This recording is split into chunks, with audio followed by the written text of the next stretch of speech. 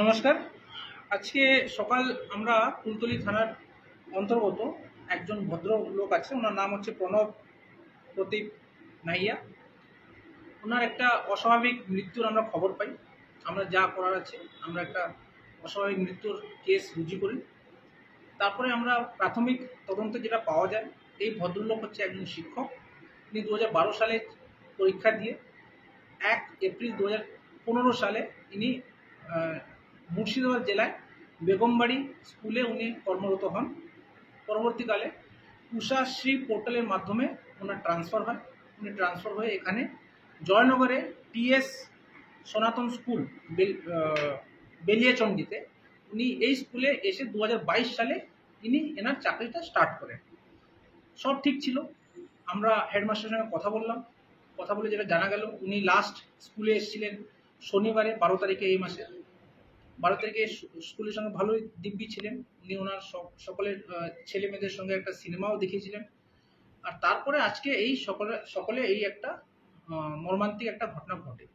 আমরা কেস যেটা UD case করে আমরা তদন্ত করছি, আর যেমন যেমন তদন্ততে বেরোবে আমরা ওটাকে সব ইনভেস্টিগেশন ভালোভাবে করব। আপনাদের মাধ্যমে আমরা এটাই জানাতে চাই কি এই ইস্যুটাকে নিয়ে বিভিন্ন সোশ্যাল মিডিয়ায় একটা অপপ্রচার চালানোর চেষ্টা করা হচ্ছে, একটা ভুয়ো তথ্য দিয়ে একটা গুজব ছড়ানোর চেষ্টা করা হচ্ছে, যেখানে হেডলাইন্সে বলা হচ্ছে চাকরি হারার প্রথম বলি।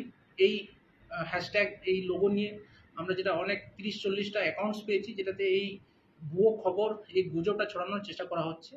আমরা হাইলি ট্রান্সপারেন্ট আছি। প্রত্যেকটা জিনিস আপনারা জানেন, আমরা ভালোভাবে দেখি, ভালোভাবে ইনভেস্টিগেশন করি। আপনাদের একটাই অনুরোধ, আপনাদের মাধ্যমে একটাই অনুরোধ কি কোনো সোশ্যাল মিডিয়াতে পোস্ট করার আগে একবার তথ্যটাকে ভালো করে যাচাই করে নেবেন। কোনো সন্দেহ থাকলে আমাদের কাছে যোগাযোগ করবেন, আমরা এর উত্তরটা আপনাদের ভালোভাবে দিয়ে দেবো। আর যারা যারা এই অপপ্রচার, এই গুজব ছড়ানোর চেষ্টা করছে, আমরা আইন অনুযায়ী ওনাদের এগেনস্টে অ্যাকশন নেব, লিগ্যাল অ্যাকশন নেব।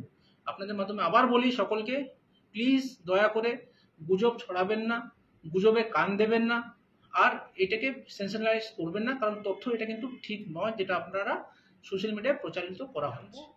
এখন প্রাথমিকভাবে এখন কিছু বলতে পারছি না। ইনিশিয়ালি যেটা বোঝা যাচ্ছে হয়তো কোনো পারিবারিক সমস্যা হতে পারে। এখন আমরা পোস্টমর্টমের জন্য বডিটাকে পাঠানো হয়েছে। পরিবারের সঙ্গে আমরা সহানুভূতি দেখিয়ে ওনাদের যা যা করার আছে আমরা কিন্তু লিগ্যাল অ্যাকশনটা আমরা করব। और खबरों के लिए सब्सक्राइब कीजिए एनएम न्यूज़, बेल आइकन दबाकर रहिए सबसे आगे।